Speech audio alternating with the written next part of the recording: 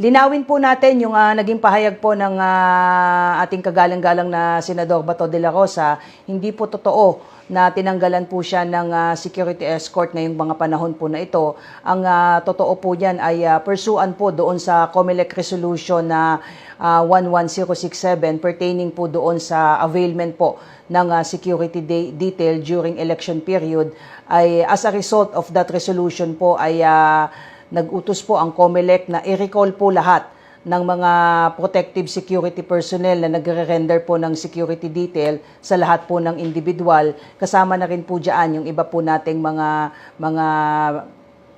government officials po at even mga elected officials po. Kaya po yung security escort, na kung ang sinasabi po ni Senator Bato at pinitukoy po niya yung mga security escort na naka-assign po doon sa Regional Police Security Protection Unit sa Region 11 po, ay inalis na po yan noon pa pong January 13, pursuan nga po dito sa COMELEC resolution bilang pagsunod doon sa protocol pagdating po sa availment po ng security detail. So hindi po totoo yung kumakalat na balita na ngayon lamang po yan inalis. And in fact, nakalimutan marahil banggitin ng ating kagalang-galang na senador na meron pong nakadetail sa kanya na 4 na protective security personnel na meron po yan na approve na certificate of authority or exemption from the COMELEC. At tatagal po yan, yung authority po na yan hanggang June 11, 2025.